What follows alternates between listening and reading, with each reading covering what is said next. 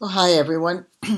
I'm the director for Common Knowledge Trust, and we hold the Birthing Better skills, the skills that hundreds of families developed in the early 1970s to prepare our body for birth, and the birth coaching skills that we can use in any birth. And here we are in March of 2020 talking about COVID-19. And why is that important? We're all terrified, really, to tell you the truth. I live in New Zealand, and as of yesterday, we are in total lockdown for the next 4 weeks. And I haven't been feeling well. So I've been assuming that I have COVID-19 because the symptoms are similar to those people who have had mild cases of it. The people who have had moderate cases are sick, much sicker than I am. So it first started with my having a need to sort of clear my throat. And then I just started to feel a bit poorly. But I have taken my own advice and the advice of the Chinese doctors, which is gargle several times a day with warm salt water and clean your nose out with salt water by sniffing it up. And I've been taking zinc and taking good care of myself. As a natural health practitioner, I sort of know how. And at the same time, we're all wondering, well, if we do catch it, are we going to be immune to this? And that's an important question. So in the description of this video, I've just posted from a recent article in the New York Times. Unfortunately, the link is a paywall, so you can't read the full article. However, I've also posted another link from newscientist.com, which talks about immunity. And it's something that I didn't fully understand at all. In fact, I grew up during the polio epidemics, and I was given a live polio vaccine when it first came out and contracted polio from that vaccine. And after that, they stopped creating live vaccines and started doing it with having dead polio as vaccines. So that was an important lesson to me, that vaccines are, they're something. So what we want to know is if we develop a natural immunity. And what you'll discover when you read The New Scientist is that maybe not. There are some coronaviruses, of which this is one, in which we can get the flu every year. So we don't develop a lifetime immunity to it.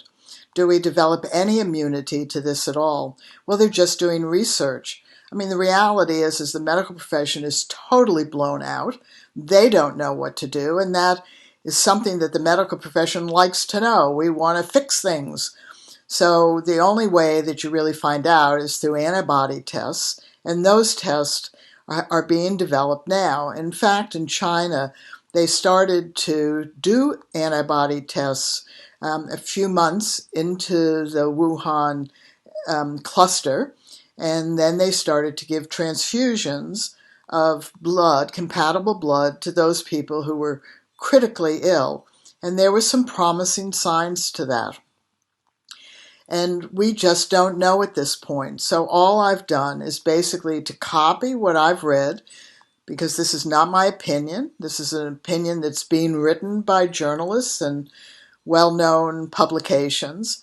And it's something that we need to look at, because if we do develop an immunity to this, then that means that once we've been sick, and I can't get tested here at the moment, and the tests take between a day and a week to get the results.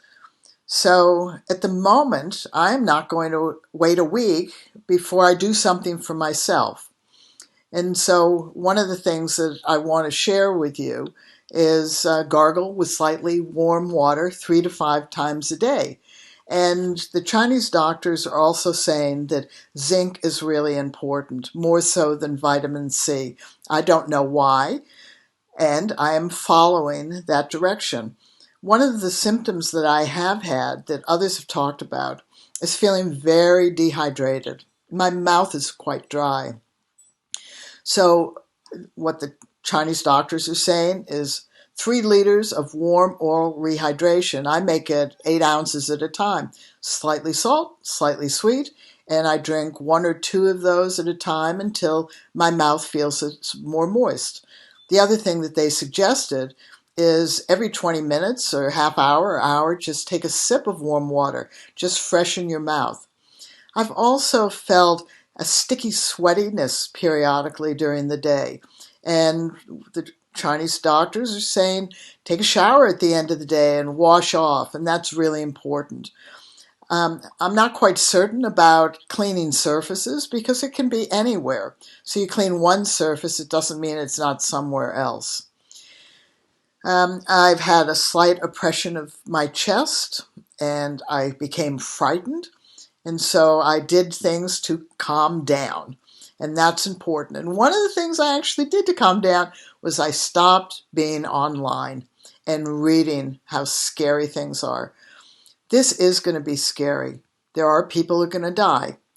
However, I'm a 75-year-old woman, and I know, because I was born after the Second World War, a lot of people died. 30,000 people died from suicide, from gun suicide in the United States. Up to 650,000 died from flu.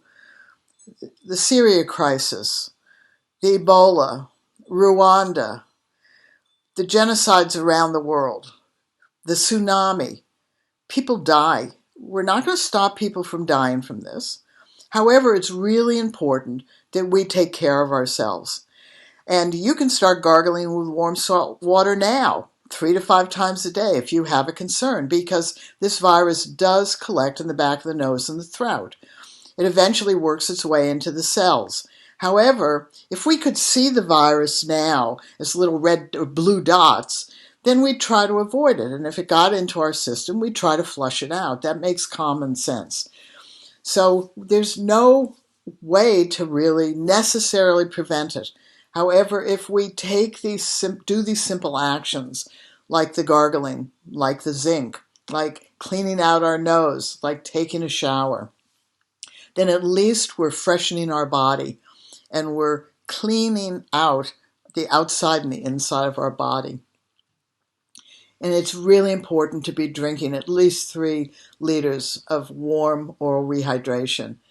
And if you feel chilled, which I did, I got a hot water bottle. And if you don't have a hot water bottle, an electric blanket, do that. And if you don't have that, then fill up a glass jar with hot water, wrap a towel around it, and use that instead. I've been sick for 5 days, and I don't know where I am in the cycle. Everybody seems to say that it takes about 10 days before you get better. And so I just want to, as the director of Common Knowledge Trust, to keep creating these videos and ask you to spread them around. You can subscribe to our YouTube channel if you know pregnant people. I mean, this is why Birthing Better existed, was we all wanted skills for the what if. And right now, the what if is in our face, and there's still birthing women. And often now the hospitals are saying you can't have support people. If we have skills, we will cope and manage better. It's not about having a natural birth. It's about doing the activity of giving birth. So if you know pregnant women, tell them that they need to go online and to find skills-based methods. We're one of them, Birthing Better, but we advocate any and all: hypnobirthing, calm birth, birthing within, Lamaze, Bradley, Grantley, Dick Reed. Any skills will help you if you are pregnant to go in and do this activity. And what does that mean? You just are going to cope and manage, deal with, handle, stay on top of, and feel in control. It's absolutely, I've spent 50 years of my life advocating for a skilled birthing population. To people, the natural birth movement and the home birth midwives just closing their eyes, putting their fingers in their ears and going, na, na, na, na, na. Women should just choose to have a natural birth. But we just need to have skills to birth, however we birth our baby. So at this point, we're doing 2 things. One is advocating for self-health during this time. Do everything besides the preventative things. If you start to feel poorly, And just repeat after me. Gargle with slightly warm salt water, or you can use lemon juice or over-the-counter mouthwash or whatever. Keep yourself very, very clean. Take a shower every day. Drink warming things. Drink warm oral rehydration. You can use ginger, zinc, warm soups. Stay warm. That helps your body. Cold drinks mean that your body has to heat that up. So stay warm. So anyway, thanks for listening, and pass this on. Once this goes to YouTube, it will be in our playlist, and it's on Facebook where you can find it. Share with other people. We can't have, we don't know how to stop people from feeling frightened. We do know from my experience in working in third world countries that when we are skilled, we still feel fear, yet we feel better able to cope and manage. So if you're not feeling well, then you want to just do these simple things to take care of yourself. Will it stop you from getting sick? Who knows? May it stop you from getting sicker? Who knows? May it stop you from dying? Well, we sure hope it does stop you from getting sick or sicker, and we certainly do hope that you don't pass away from this. So just all join together, be kind to everybody you know, keep a physical distance, and get socially connected. That's the most important thing. So we have the suggestions on the previous videos of the list of to do if you feel poorly, and on our playlist on YouTube, which is birthing better, childbirth preparation, of all those things. But if you do know pregnant women, tell them, become skilled. They can learn at home with their partner, but they're the ones doing the birth. So have them be skilled so they cope better. Thanks so much. We'll do this again. Bye-bye.